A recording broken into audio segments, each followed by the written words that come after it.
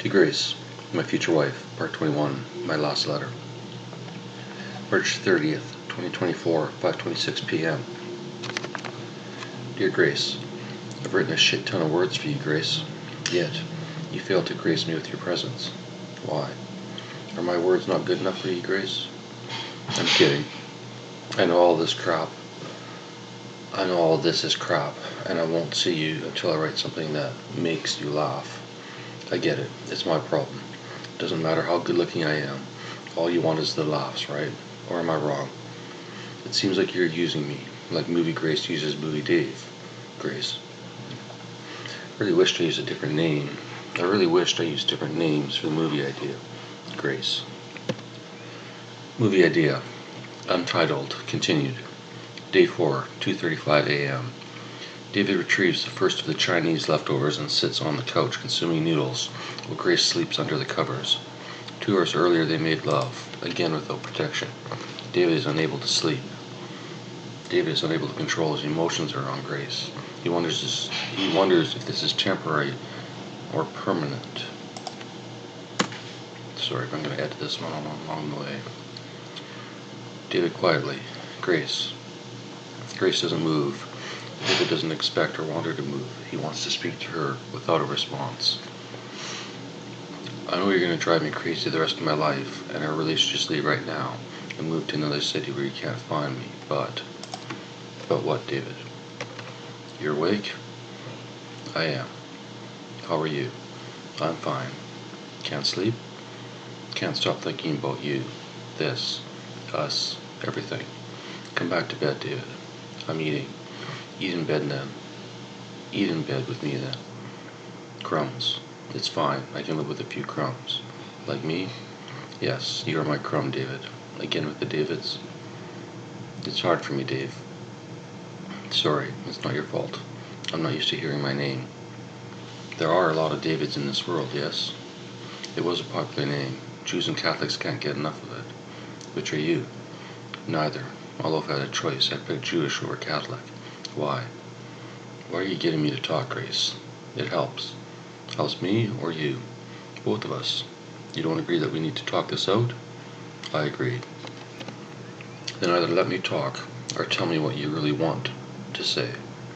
Why don't you tell me what I want to say? I wish I could, David. I hate you, Grace. I love you, David. I mean it. I'm done with you. I'm done with this. I'm leaving. Before or after you finish the noodles. So basically, you know me better than I know myself, and if I try to lie, or leave, or basically anything you are not expecting, what will happen? You could try lying to me, but it wouldn't work. You're way too obvious with me, David. You can leave, I won't stop you. I already told you, I will not stalk you. I'm not happy, Grace. You're so beautiful and kind to me, but I'm not happy. Something seems wrong. Background noise, Grace. I'm not happy, Grace. You're so beautiful and kind to me, but I'm not happy. Something seems wrong. Nothing is wrong. You are impatient. Maybe. You are. I love you, Grace. I thought you hated me. I'm over it. You'll never hate me again? Or in 5 minutes? No promises. Can I have some noodles? Is there any left? If there are any left. David brings the leftovers to bed. He hands Grace the fork he was using. Why do I feel I've known you all my life? Why do I feel like I've known you all my life? Maybe you have. I'm twice your age. How is that possible? I'm not sure. Will you come to an open mic with me? I will. When? I'm still working up my courage. No rush. Or, is there a rush? Ironically not now. Now that we've met. Met? You know what I mean, Grace. I love you too, David. Whatever. Fine. Swell. Great. Congratulations. For what? You're pregnant. I can feel it. I'm not, and I can tell. Grace? Yes. Am I crazy? Nuts? Psychopathic? Maybe, but why would I care? That might hurt you. You won't. Why? You know why, David. Why didn't I notice you first? I'm tired of that story, David. Notice me now. I'm here. We're in bed. We're grown adults, mostly. and we are free. I don't feel free. I understand, but you are. I realize it's hard to understand considering how we've been attached over the past few days, but we are free, David. We can create any life you and I decide to create, with or without marriage. I won't force you into anything, David. You know that. I don't know that, and I find it difficult to believe you'd let me walk out on you barefoot and pregnant. Well, I guess you can believe it. We'll talk again. Good night. Well, then I guess when you can believe it, we'll talk again. Good night. Grace, I said good night. Yeah, but there's no chance you falling back asleep so easily. Watch me. You do realize I can see right through your words too. Whatever. Grace, not only don't you fool me, the more you try, the more I know how much you love me. But I don't know why yet. You will. Are you sure? I am. David gives Grace a hug. He kisses her neck and returns to the couch with the leftovers. I can't sleep yet. Do you mind if I stay awake and stare at your pretty face all night long? Whatever. You think or know you are funny? I know. Good night, Grace. Whatever, David. David positions himself to watch Grace as she sleeps. David catches Grace's pink back of blah blah blah.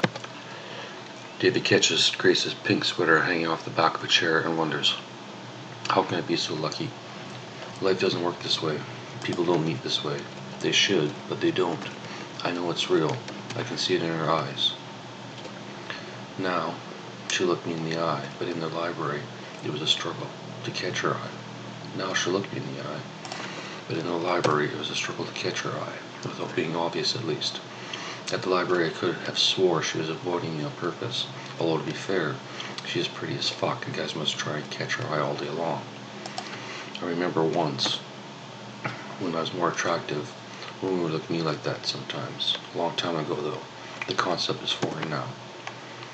I know what I need to do. It's as clear as day now. Aside from getting out more cliches, I need to get on that fucking stage sooner rather than later. But the only way I see myself on stage is with Grace in the crowd, at least the first time. Then, if/when I kill, I'll have the confidence I'll need for a lifetime. I'll have the confidence I'll use for a lifetime. I should start playing chess again. I need to learn how to lose again. Make mistakes in front of others, even if it's anonymous and online. I hate to lose, but I need to lose to win. David retrieves his phone and downloads a chess app. As it installs, he receives a brain fart. The sweater. I'll wear Grace's sweater on stage. David knows he should wait until Grace wakes up naturally, but can't control himself. Grace? Grace doesn't move. Grace? Grace opens a single eye. Yes? Can I use your pink sweater the first time I go on stage? For what? I'll wear it. Why? It'll be funny and embarrassing. Okay. And as long as you promise to be in the audience, I can start writing material around it right now.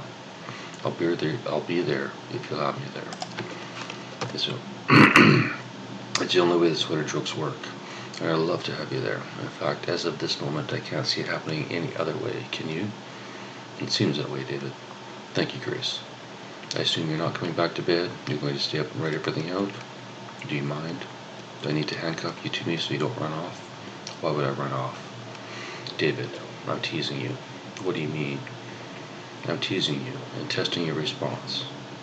Do you feel funny right now, or just happy to have an idea to work on? A bit of both, who knows? And trust me, I should be in that bed beside you, but I don't think this is our last night together, do you? Nope. Good night, David. Good night, Grace. Thanks for helping, Grace. David. P.S. P.S. As I was falling asleep last night, I thought about what a perfect day would be like. P.S. As I was falling asleep last night, I thought about what a perfect day would be like. Not like the movie idea, but in reality, a perfect day for me. I'm including you in this perfect day, Grace. I have no choice. I'm thinking about you 24/7. However, after I complete this letter, I'm done thinking about you. Wherever you are, I'm coming for you. But not in a stalkerish way. Please don't call the cops. No. I mean, you know my routine. You know where to find me. I'll be there when you are ready.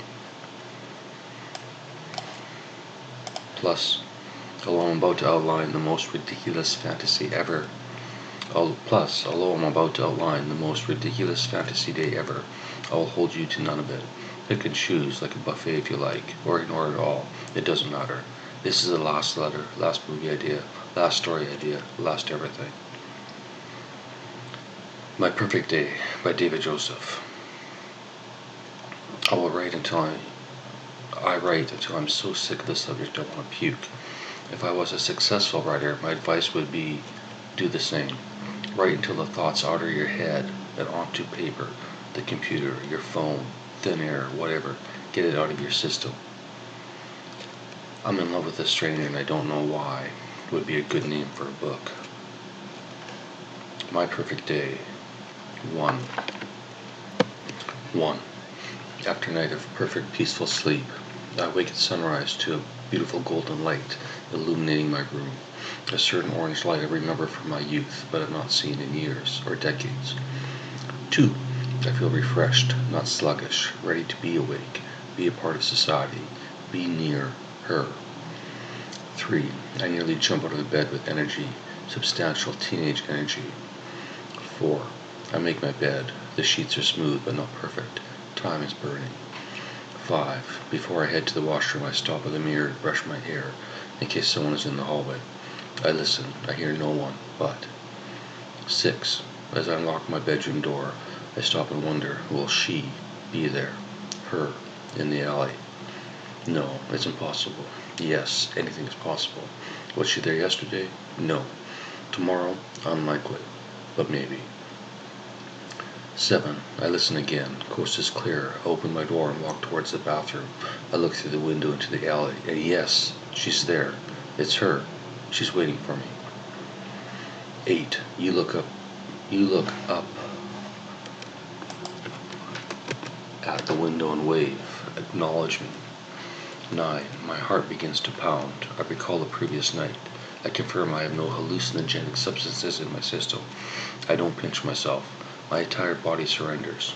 To what? I'm unsure. I stand at the window and stare at you. 10. I decide I don't care if I'm on drugs, lucid dreaming or dead. I'm playing along. 11. I slap my face to wake up. You are still there. You wave again, maybe mentally projecting. Yes, I'm here. It's me. It's true. 12. I don't hear any mental projection. I think I'm having a heart or panic attack. 13. You point to your left, my right, directing me into the washroom. I take the hint and enter. I use the bathroom window to confirm you're still there. You are. You make a motion to wash my face. I do. The cold water wakes me up. I'm not dreaming. My dream is coming true, but I'm awake. This is real life, not some other realm. 15. I look again. The light is amazing. You're radiant. This is real. 16. I realize you're still standing in the alley, and I should invite you in. But then I remember writing this in my head and realizing a shit shower shave is the correct protocol. You're willing to wait. 17. A vehicle pulls up to you in the alley. For a second I panic, thinking you're leaving. For a second I panic, thinking you are leaving. Blah blah blah. But instead you get back. You get in the back seat, roll down the window, and continue to stare at me through the bathroom window. 18. My panic dissipates. It's real. It's today. I have time to shower. Don't panic. Try and smell good. 19. I realize I only have body wash, no shampoo or conditioner. I borrow some from my housemate. They won't notice. And they use the non-dollar store brands, so it smells good.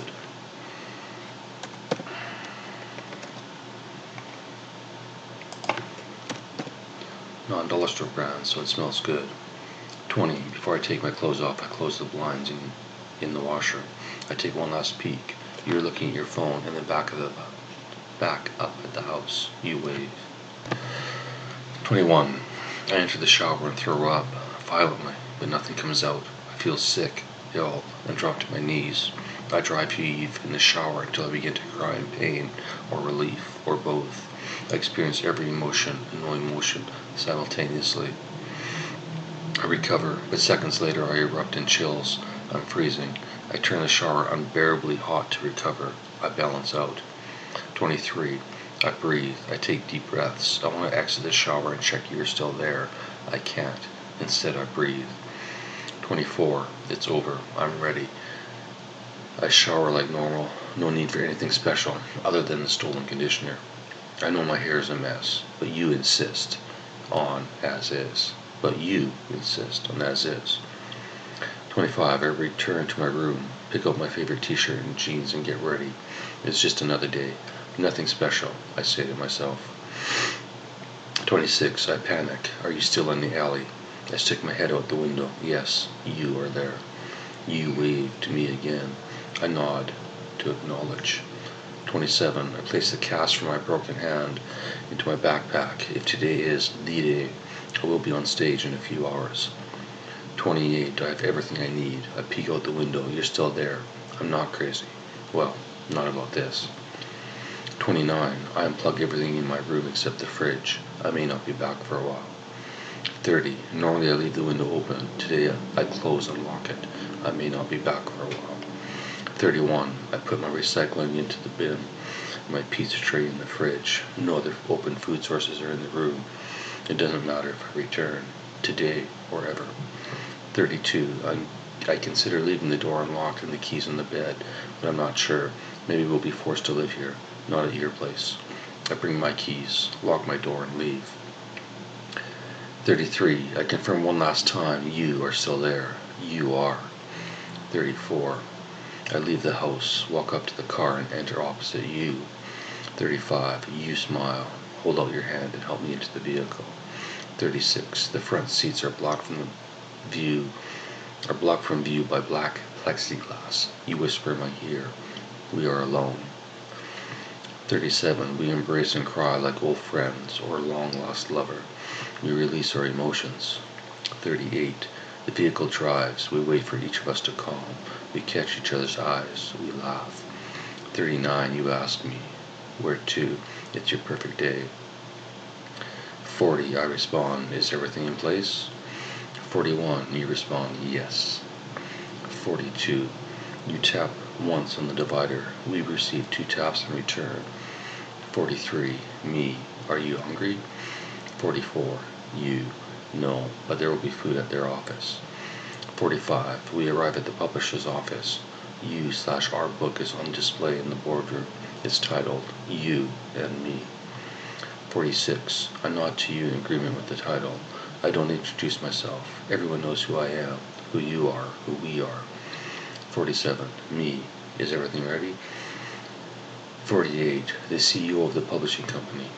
Yes. Certified check for $2 million as an advance on royalties and $100K in cash, all $50 bills. 49. Me and you together. Thank you. 50. The CEO. Sign here, Mr. Joseph. 51. Me, David. Thank you. For the check, I mean. 52. The CEO. Are you ready? 53. We. Yes. 54. At the end of the boardroom table sit 2 laptops. They are mirrored. We sit beside each other and take turns writing the first chapter of our book. 55. 2 hours later, it's done. 56. We leave. Head for destination number 2, the License Bureau. 57. You. Are you sure? 58. Me. Are you? 59. We don't talk. We hold hands. They shake. 60. You. Food? 61. Me. I can't. 62. You. Me neither. 63. We arrive at the bureau and head to the marriage license line. 64. We wait. 65. Your parents arrive. They'll witness the license and later the wedding. 66. We are called to the desk. I put in earplugs as you explain to the clerk I have hypersensitive hearing. In reality, I don't want to see your name on the marriage license or hear it. When they ask information, blah blah blah. 66. We are called to the desk. I put in earplugs as you explain to the clerk I have hypersensitive hearing. In reality, I don't want to see your name on the marriage license or hear it. When they ask us to swear our information is correct. 67. We all sign the license. I sign first. I see no names.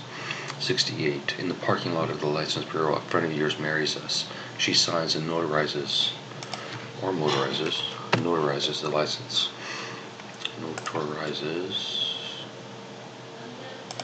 the license. We are married. 69. We return the document to the bureau where they process it. We are officially married and receive the temporary certificate. I don't look at it. 70. Your parents and friends hug you before we return to the car. I shake their hands.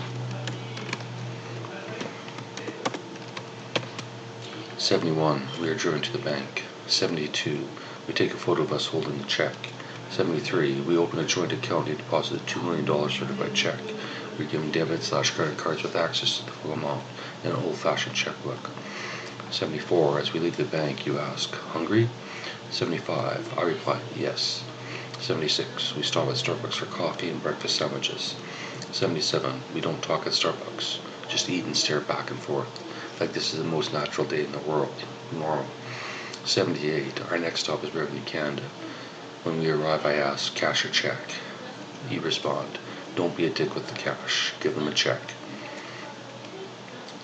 79. You respond, "Don't be a dick with the cash. Give them a check."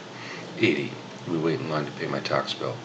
81. We pay my bill. You take a picture of me holding the check. I'm smiling.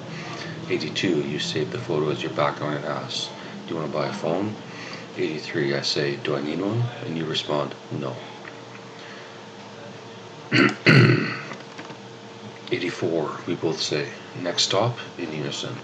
85. We arrive at the disability office and wait in line.